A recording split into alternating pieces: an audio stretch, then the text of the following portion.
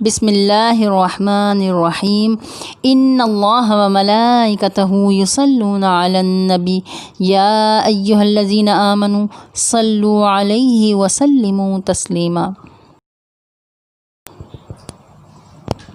قرآن پاک میں ارشاد باری تعالیٰ ہے، اور زمین میں یقین کرنے والوں کے لیے قدرت کی نشانیاں ہیں۔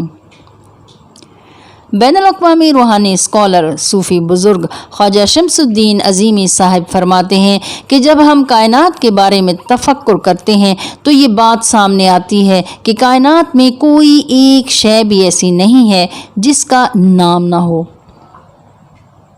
نام دراصل ایک کوڈ ہوتا ہے۔ نام کا مطلب جسمانی مظاہرہ یا مظاہراتی خد و خال یا شناخت یا مختلف صفات کا مجموعہ ہے۔ ہماری زندگی اربوں کھربوں ناموں کی محتاج ہے۔ یہ نام ہی دراصل علم ہے، یعنی نام کسی شے کا جسمانی مظاہرہ ہے۔ شے کا مطلب شعور ہے۔ شعور کا قانون یہ ہے کہ شے کا مادی وجود موجود ہے۔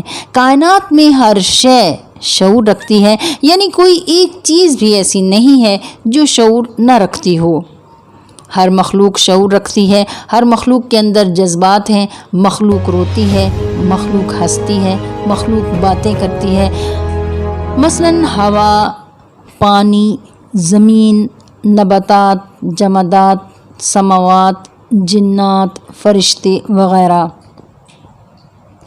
ہر مخلوق ایک ضابطے کے مطابق پیدا ہوتی ہے، جوان ہوتی ہے اور پھر مر جاتی ہے۔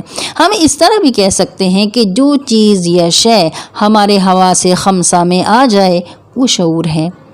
ہماری زندگی انہی حواس پر قائم ہے۔ جب ہمارے یہ حواس کام نہیں کریں گے ہم اس کائنات میں اپنا تحفظ نہیں کر سکتے۔ کائنات میں موجود ہر شے، مثلاً انسان، درخت، پرندے، چرندے، درندے، زمین، آسمان، پانی، مٹی، پہاڑ، حتیٰ کہ بیکٹیریا اور انسانی جسم میں موجود DNA وغیرہ بھی شعور رکھتے ہیں۔ قرآن مجید میں ارشاد ہوتا ہے، اللہ کی تسبیح بیان کرتے ہیں جو کچھ زمین اور آسمانوں میں ہے۔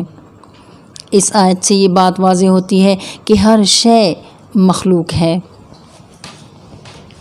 روحانی سائنسدان امام سلسلہ عظیمیہ سید محمد عظیم رحمۃ اللہ علیہ فرماتے ہیں کہ لاشمار عالمین میں ہماری یہ زمین سب سے چھوٹا سیارہ ہے۔ اس کی پوزیشن یہ ہے کہ ایک بہت بڑا گنبد ہو اور ایک باریک سوئی لے کر اسے روشنائی میں ڈبو کر اس گنبد پر لگا دیں تو اس زمین کی اتنی سی حیثیت ہے۔ کائنات میں جہاں لاشمار دنیایں آباد ہیں، ہماری زمین بھی اللہ تعالیٰ کی ایک خوبصورت تخلیق ہے جہاں زندگی سانس لیتی ہے۔ رنگ، خوشبو، روشنی، آواز، ذائقے، خوشی، غم اور رونقیں ہیں۔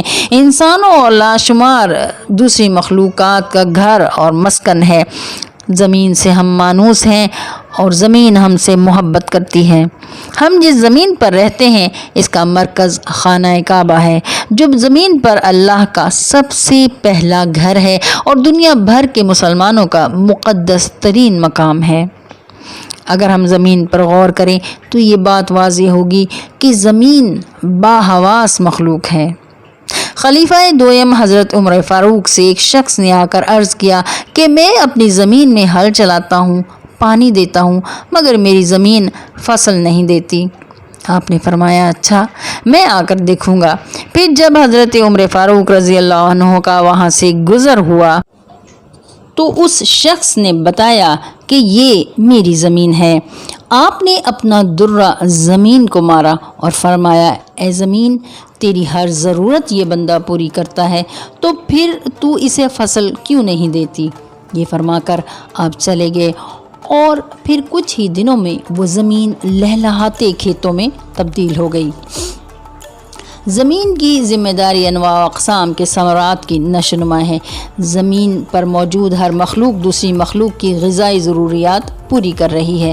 زمین کی ایک صفت پھیلنا ہے، یعنی زمین وہ حواس ہیں جن میں پھیلاؤ ہے۔ اللہ تعالیٰ نے پھیلاؤ کو قائم رکھنے کے لیے پہاڑ اور دریا بنائے۔ پھیلنے سے وقت اور فاصلہ بڑھتا ہے اور حرکت کم ہوتی ہے۔ اسی طرح سمٹنا وقت اور فاصلے کا کم ہونا اور حرکت کا تیز ہونا ہے۔ قرآن پاک میں ارشاد ہوتا ہے وہی ہے جس نے زمین کو پھیلایا۔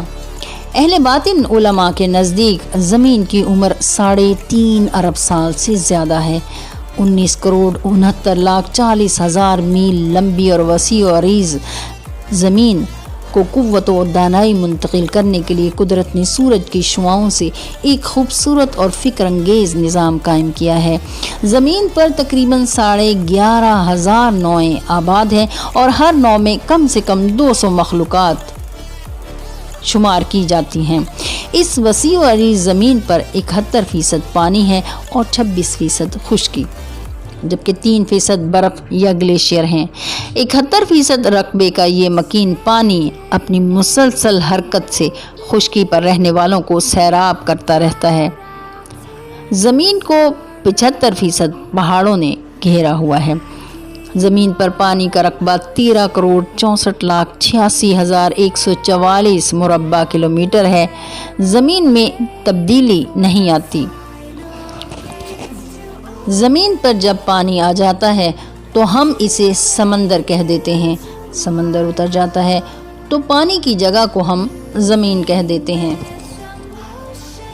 مشہور سائنسدان البیرونی کے مطابق زمین کا محیط 24,779 میل ہے، جبکہ موجودہ سائنسدانوں کے مطابق زمین کا محیط 24,858 میل ہے۔ روحانی سائنسدان حضرت شیخ عبد الکریم جیلی نے فرمایا تھا کہ زمین کا محیط 25,000 میل ہے، زمین کا قطر 8,000 میل ہے اور زمین کی طولانی گردش 1,80,000 کلومیٹر فی گھنٹہ ہے۔ صوفی بزرگ حضرت خواجہ شمس الدین عظیمی صاحب فرماتے ہیں کہ تخلیق میں ہر شے 2 رخوں پر قائم ہے۔ زمین کی بیلٹ بھی 2 حرکات پر سفر کر رہی ہے۔ زمین کی یہ حرکات یا سفر طولانی گردش اور محوری گردش کہلاتی ہیں۔ زمین اپنے مدار پر حرکت کرتی ہے تو وہ طولانی گردش میں ترچھی ہو کر چلتی ہے اور محوری گردش میں لٹو کی طرح گھومتی ہے۔ محوری گردش سے دن رات بنتے ہیں اور طولانی گردش سے موسم بدلتے ہیں۔ اگر زمین طولانی گردش میں آگے نہ بڑھے اور صرف محوری گردش پر قائم رہے تو خلا میں دور کسی سمت نکل جائے گی اور اپنی بیلٹ پر متحرک نظر نہیں آئے گی، یعنی کسی اور زون میں منتقل ہو جائے گی۔ جب ہم لٹو پر رسی کو بل دے کر زمین پر پھینکتے ہیں تو لٹو دائروں میں گھومتا ہے، لیکن ساتھ ساتھ آگے کی طرف بھی بڑھتا ہے۔ آگے کی طرف بڑھنا دائروں کی وہ شکلیں ہیں جو دائرہ بننے کے باوجود نظر نہیں آتی۔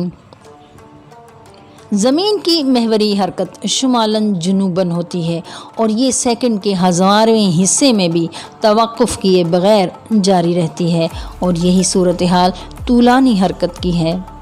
زمین میں گریوٹی یعنی کشش ثقل موجود ہے، جس کی وجہ سے اشیاء کا زمین سے تعلق برقرار رہتا ہے۔ ثقل ختم ہو جائے تو فرد زمین کے ظاہری حواس سے نکل کر باطنی حواس سے واقف ہو جاتا ہے۔ قرآن مجید میں یہ ارشاد ہوتا ہے اے گروہ جن و انس، اگر تم میں آسمانوں اور زمین کے کناروں سے نکلنے کی طاقت ہے تو نکل جاؤ، لیکن تم نہیں نکل سکتے مگر سلطان سے۔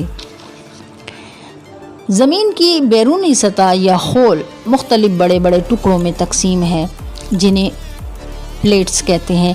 ان پلیٹوں پر کئی 100 چھوٹے بڑے پہاڑ، کئی 100 میٹر گہری درزیں، گھنے اور گنجان جنگل، آتش فشاں پہاڑوں کے سلاسل اور متعدد جاندار بستے ہیں۔ واضح رہے کہ یہ پلیٹیں جس خول کا حصہ ہیں وہ دونوں جگہ پر موجود ہیں، یعنی خشکی اور زیر سمندر، اور ان دونوں جگہ پر زندگی قائم ہے، دونوں جگہ پر زندگی جاری و ساری ہے۔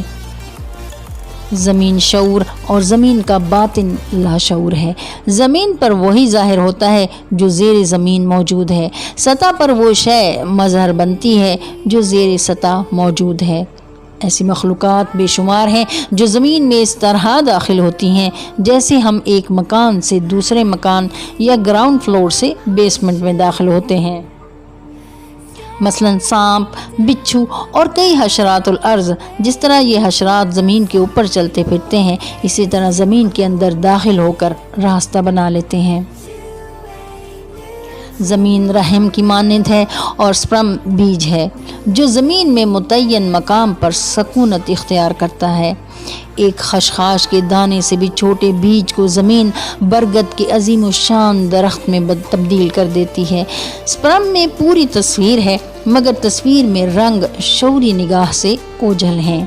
رنگوں کا پھیلنا تصویر کا نمایاں ہونا ہے۔ سطح زمین پر شے کی ظاہری وسعت زیر زمین شے سے زیادہ ہے، جبکہ دو رخوں کے توازن کو قائم رکھنے کے لیے زیر زمین شے وسعت میں کم، توانائی میں زیادہ ہوتی ہے۔